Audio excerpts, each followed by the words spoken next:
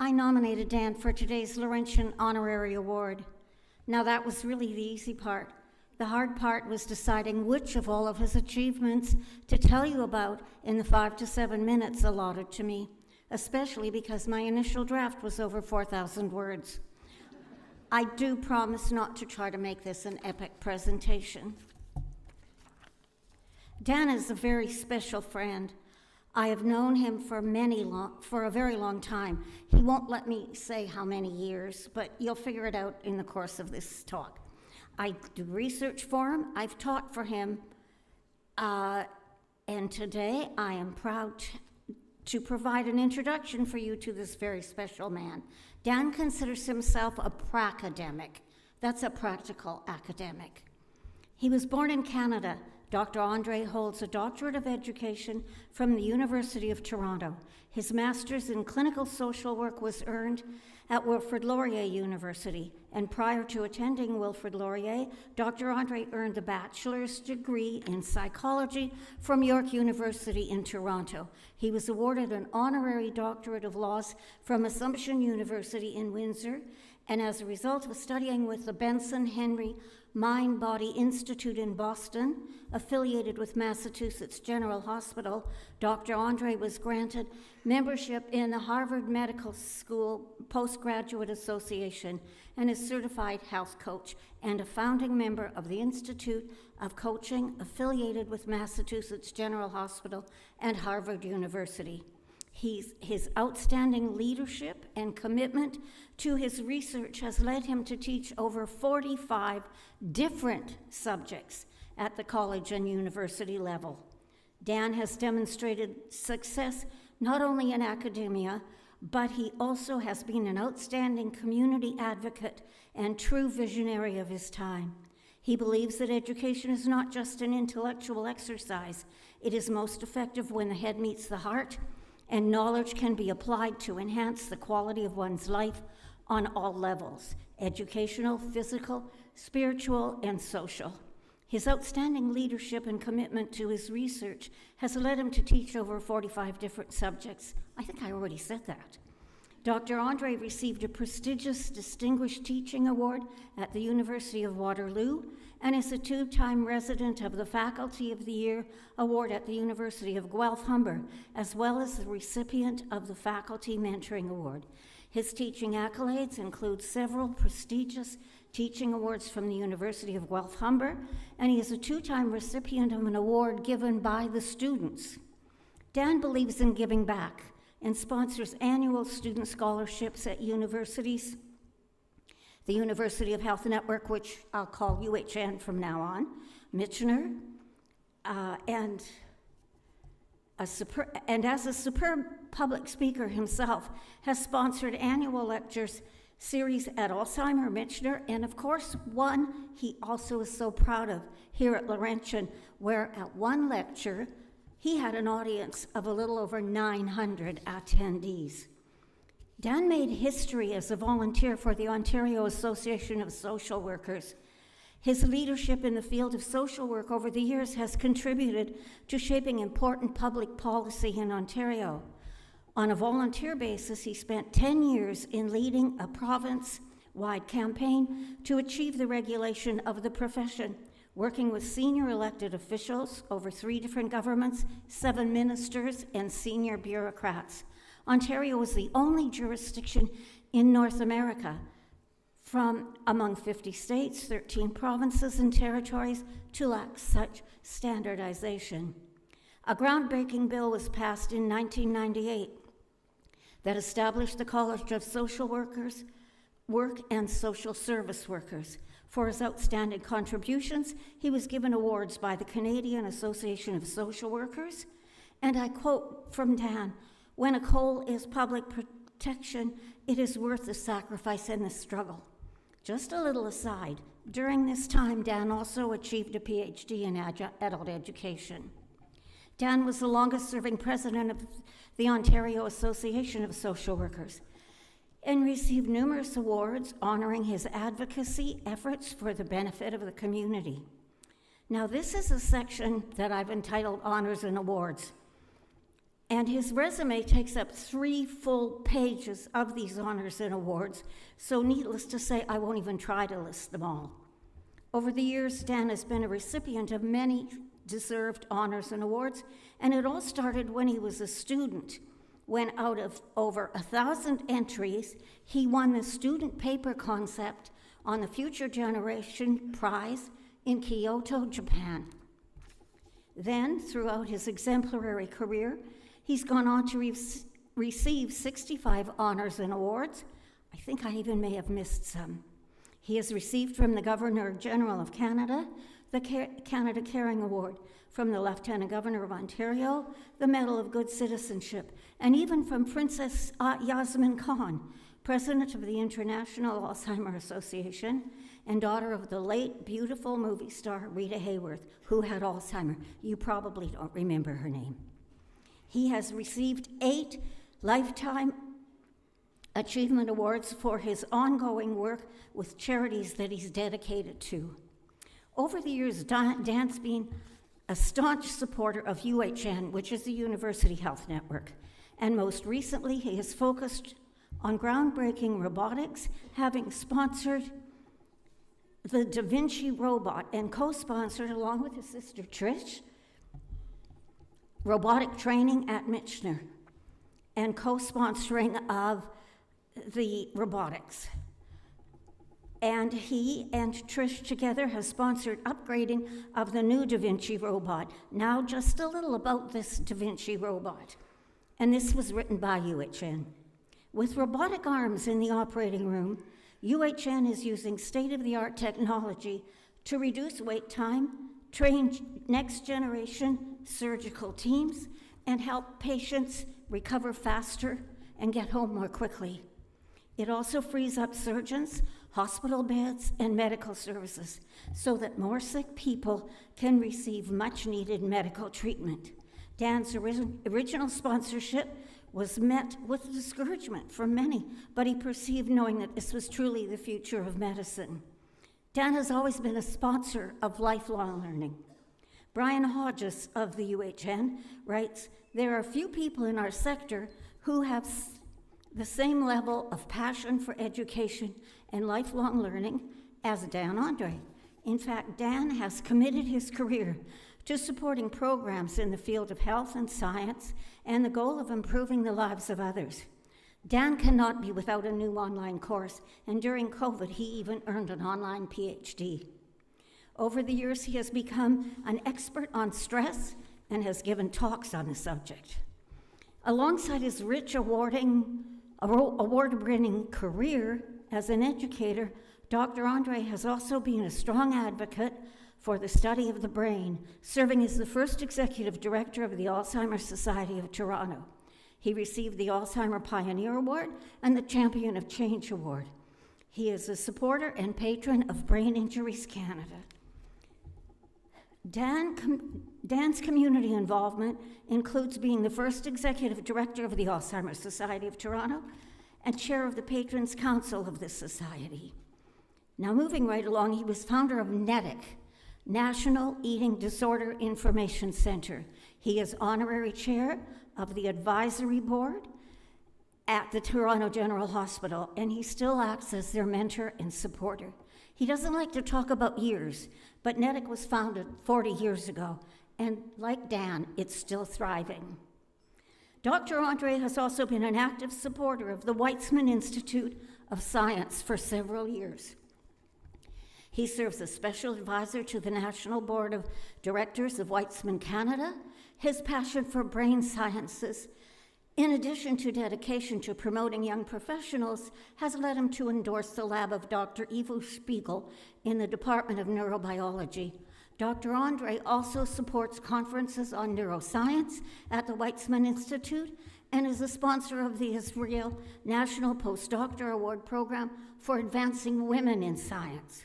He has been an active supporter of the Weizmann Institute of Science for several years. He is chair of the Canadian Advisory Committee and is on their international board. He is a recipient of their Outstanding Volunteer Award, member of the President's Circle, and has a neuroscience lab named after him. He is also the lead sponsor of a program between Weitzman and Brain Canada to promote the outstanding work of Canadian neuroscientists. This is just a very short, you may not think it's short, acknowledgement of what Dan has achieved over his lifetime. His love of education, health, philanthropy, and yes, both Laurentian and Sudbury. My gratitude goes out to Laurentian for accepting my nomination for a very worthy, intelligent, dedicated, and generous man. Thank you.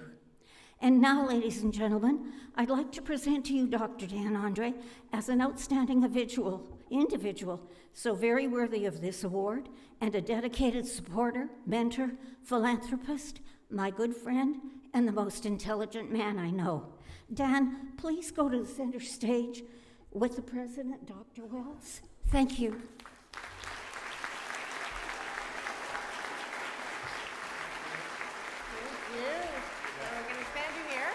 Tracy is going to come. Tracy's going to meet you.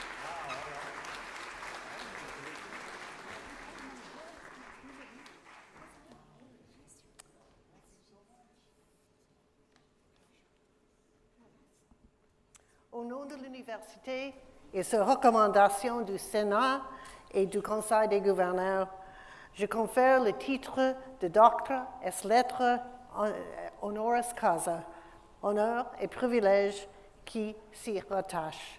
In the name of the university, on the recommendation of the Senate and the Board of Governors, I admit you to the degree of Doctorate of Letters, honoris causa, with all the rights, privileges, and honors thereto appertaining. Thank you.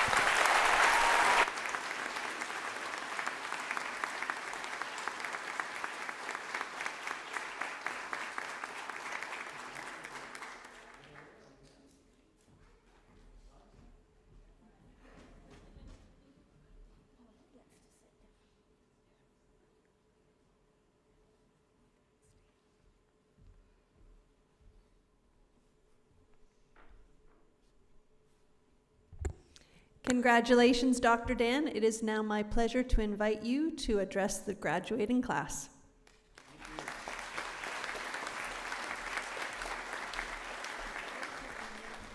Well, thank you very much, by the way, and Leona, thank you for your kind remarks. What I can promise you is that my remarks will be shorter, okay?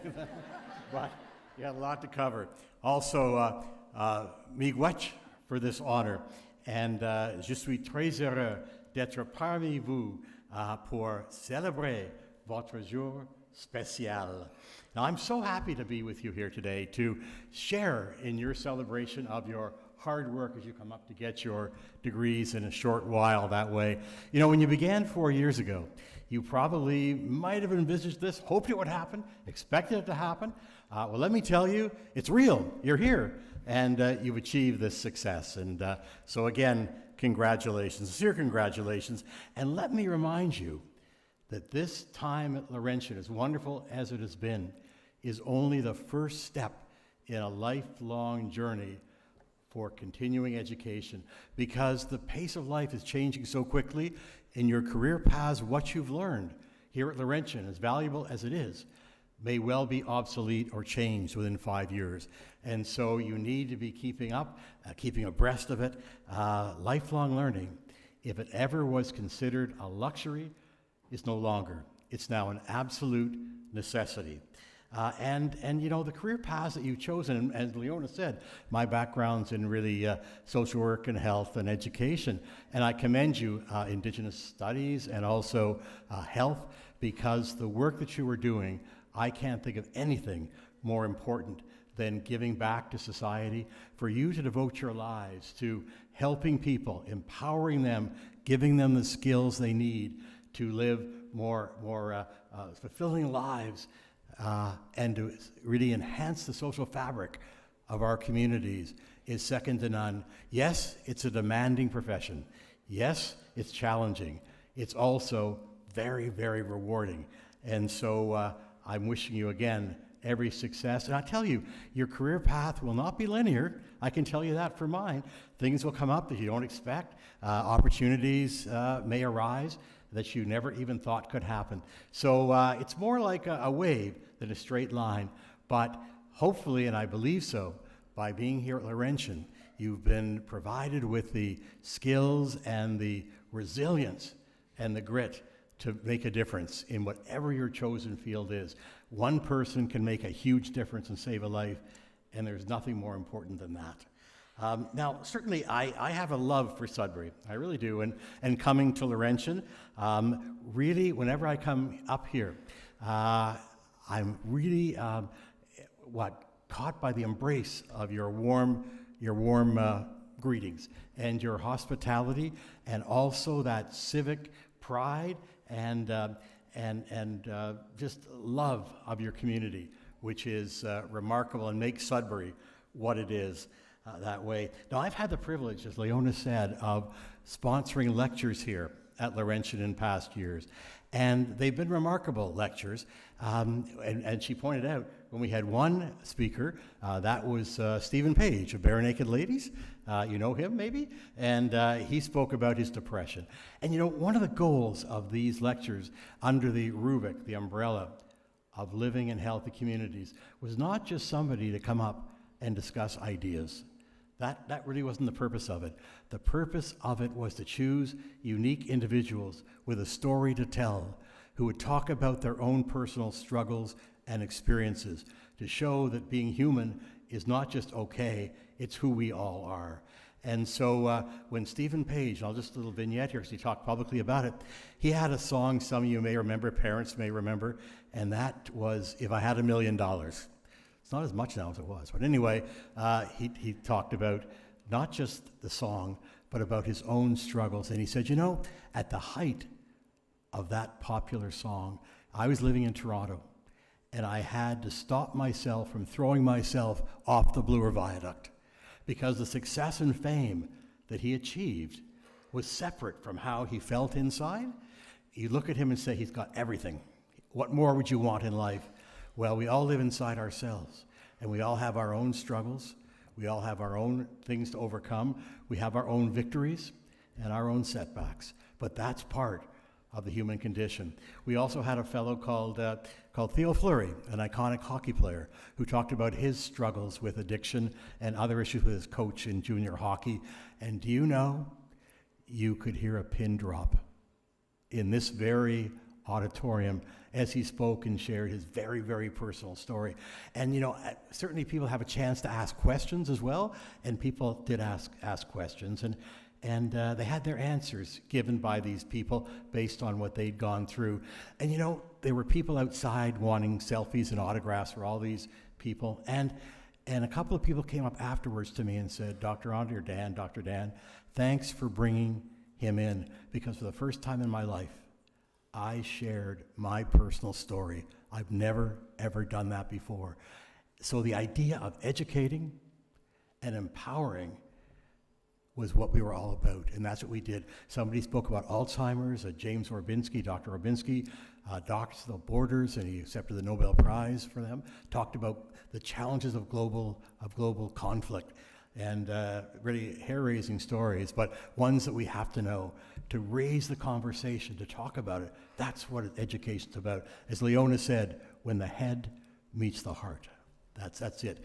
As well, we had two beautiful Olympic champions as well, and they spoke, male and female, and they spoke about the challenges and stresses of being in the Olympics, how you train for 4 years for the 30 seconds or 2 minutes, whatever, of what you've been living for. And that's hugely stressful. So they gave people tips along the way. So I've loved all those situations. And so if we look here again at the issue of Laurentian University, it is such an important educational and research institute, not just for Sudbury, but really for Canada.